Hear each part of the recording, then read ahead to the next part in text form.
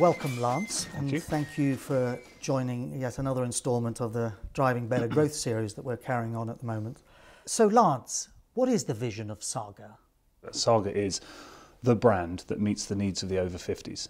You start to think about what you're going to do with extra time, and then as you move through your 60s, 70s, 80s, your needs evolve. Saga is there to help you navigate the 30, 40, 50 years, however much you're blessed with after the age of 50. There's a new line that we're using as a shorthand at the moment, which is live a lot.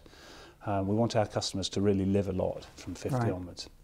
And if you had to take that vision of living a lot Yep. and turning it into a 5-year strategy, which you recently presented to the city, and it was a very successful presentation it was too, how would you describe your 5-year strategy? I think that's a great question. I think there are 2 or 3 ways to come at the strategy. At the simplest, there's the numbers. And you know what the city's like. It ultimately measures you on your cash flow and your profit. And so at the heart of what we presented to the city was a 5-year plan to significantly increase both top and bottom line for this business. And we'll come back to that perhaps in a minute. But there's more to it than that. There's also growth in, if you like, scale of impact in the markets that we operate in. We're an unusual business. We're not just an insurance company or a personal finance business or a travel company or a cruise business. We're all of those and more.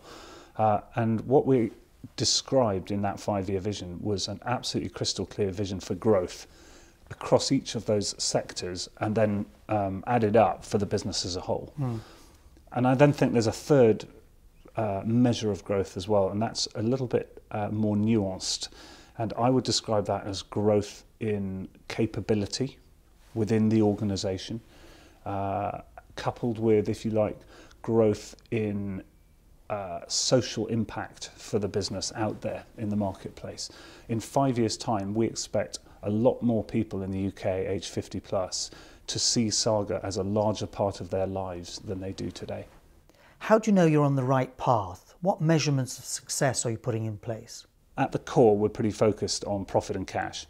And so looking at the profit and cash generation of each of our businesses, but recognising that they're at different stages in their evolutions. And you mentioned other internal metrics possibly around capabilities you touched on earlier on. Yeah. Have you begun to put some of those measures in place, or do they exist already? This is where it really gets interesting, because all those previous things we've just talked about, the industry, all industries know how to measure and track those. But I think that there's something far more powerful really than that, because your profit and your volume can go up and down over the years, but if you build a depth of consumer understanding, of innovation capability, of entrepreneurial energy and instinct, and of talent in your organisation, then essentially what you're doing is you're creating an engine that will produce more volume and profit over the years, whatever happens in the external environment. How do you ensure that business stays focused? At the headquarters, we've got something in the order of 5,000 people, including some in a call centre, and within that there is a cadre of, say, 400 managers. Within that group, there's a subgroup of about 50, which we call the top team, very imaginative, and the top team gets together at least every quarter, and they have helped us to define the strategy. We have been trying really hard to make them co-owners of the 5-year plan.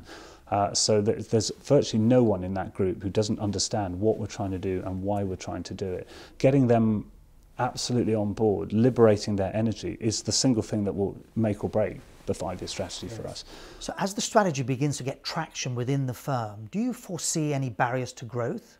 And if so, how are you planning around those? I think for both insurance and travel, which are our 2 big divisions at the moment, they are both subject to significant external forces. I think Saga's travel business is perhaps less exposed than some, because we're very loyal customers.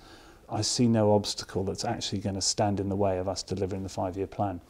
I genuinely think that 90% of the ability to deliver the plan lies in our own hands, and that if we have the right people with the right toolkit and they believe in what they're trying to do, we'll pull it off. Lance, thank you. Thank you for your openness and some great insights. It's an exciting time for you and for Saga, so good luck. Thank you very much. Cheers.